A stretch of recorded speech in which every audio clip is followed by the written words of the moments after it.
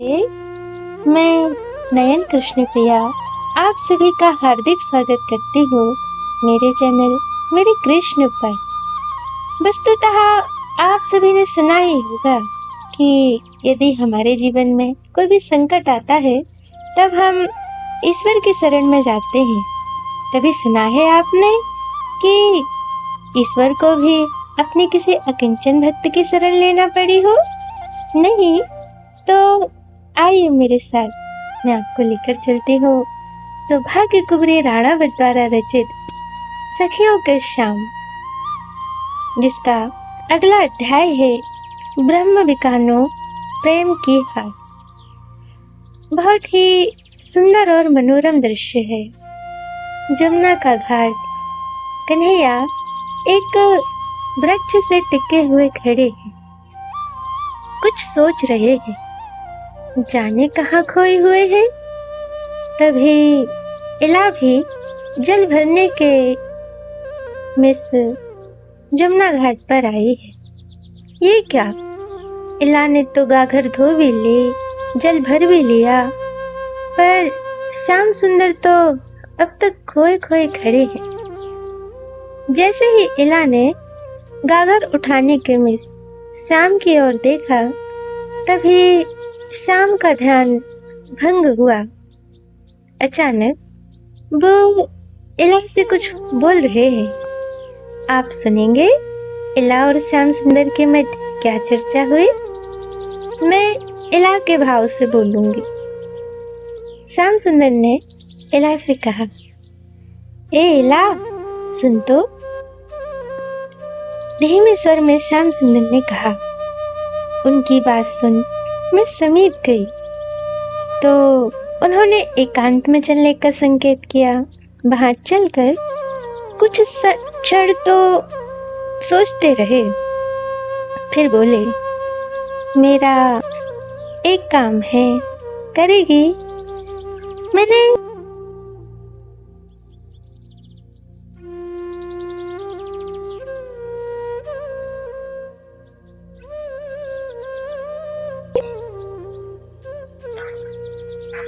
अरे मुख में जीवा है या उसका अचार डालेगी?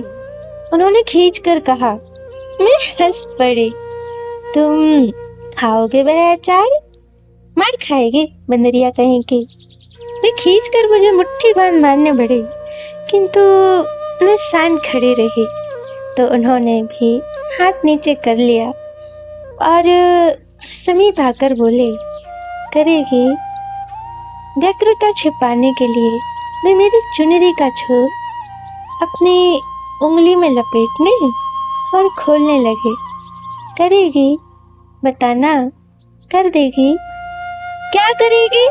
दंडवट्टक के मल्लयुद्ध? अब मेरे खींचने की बारी थी। ना कुछ कहना न सुनना, बस करेगी करेगी। मेरे मुख में जीवा ना सही, तुम्हारे तो है।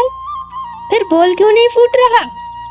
घर में बहुत सारा काम काज ही पड़ा है, मैं यह मारेगी, मैं चलूं। मैंने चलने का उपक्रम किया। मैं तेरे हाथ जोड़ूं सखी, नेक रुक जा। सचमुच सामने सम्मुख आकर हाथ जोड़ दिए। मैं तो अवाक रह गई। अच्छा, क्या काम है, कहो। इला, उन्होंने बरसने को आतुर नयन उठाकर मेरी ओर देखा। इला, आज प्रातः से अब तक श्री जी के दर्शन नहीं हुए। कुछ रुक रुक कर उन्होंने पूछा, तो बरसाने जाएगी? तो मैं भी बोल पड़ी, हो आऊंगी, तुम संदेश कहो। मेरी ओर से करबद्ध विनती करना। मेरे सभी अपराध क्षमा करके श्री किशोरी जी इस अकिंचन को दर्शन दें, बस इतनी ही प्रार्थना है। आहा, अपने सौभाग्य में फूली न समाई। पर ऊपर ऊपर से मैंने उनसे पूछा, सुनो श्याम सुंदर, मुझे घर में बहुत कार्य करना बाकी है। मैं यहाँ खींच रही होगी, इस पर भी मैं तुम्हारा कार्य करूंगी। किंतु तुम मुझे क्या दोगे? मैं तुझको क्या दूंगा सखी?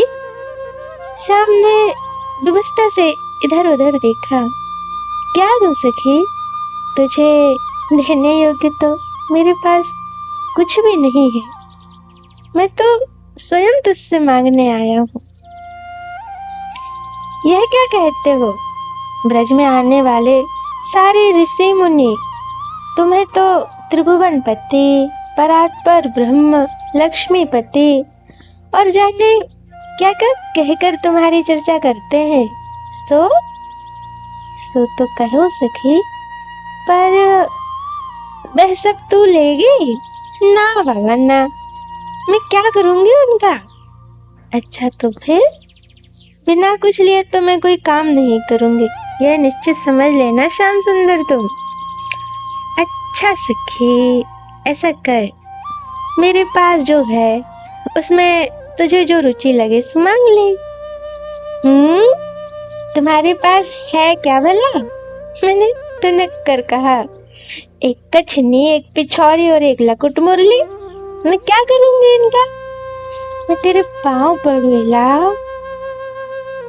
सच पर सामने आगे बढ़कर मेरे पाँव छू लिए। कन्हाई तेरो ऋणी रहेगो, कहते कहते उनका गला भर आया और मेरा हृदय तो उछलकर बाहर गिरने को हुआ। किसी प्रकार अपने को संभाल कर कहा, अच्छा मैं जा रही हूँ।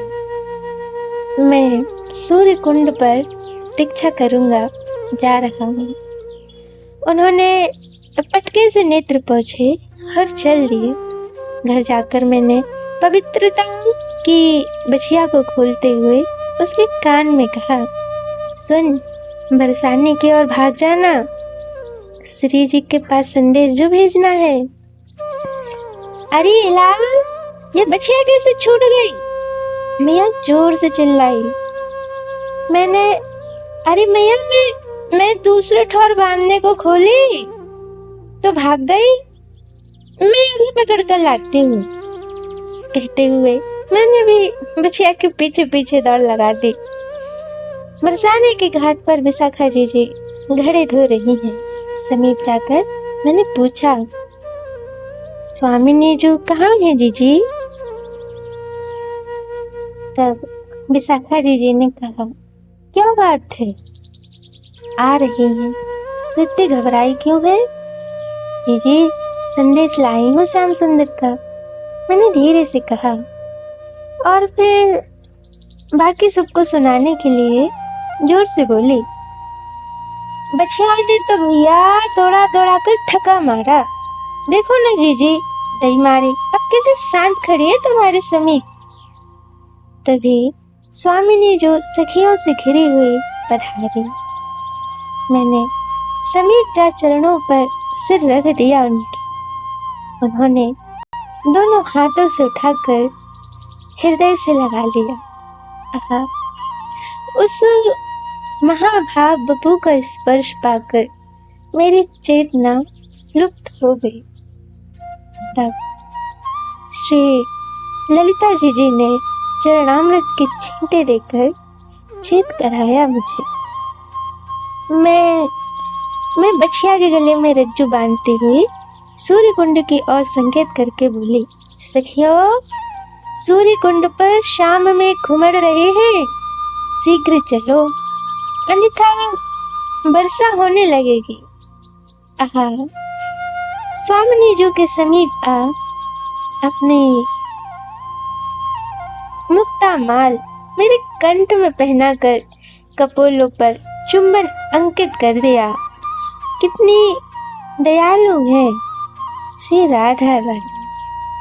मैंने देखा मुक्ता के प्रत्येक दाने में श्याम सुंदर की छवि अंकित है। सचमुच श्याम क्या देते मुझको। आहा, स्वामिनी जी ने समीप आकर अपनी मुक्ता माल मेरे कंठ में पहनाकर कपोलों पर चुंबन अंकित कर दिया। मैंने देखा मुक्ता के प्रत्येक दाने में श्याम सुंदर की छवि अंकित है। सचमुच श्याम क्या देते मुझको। आज की कथा यहीं तक। मिलते हैं अगले अध्याय में। जय जय श्री राधे कृष्ण।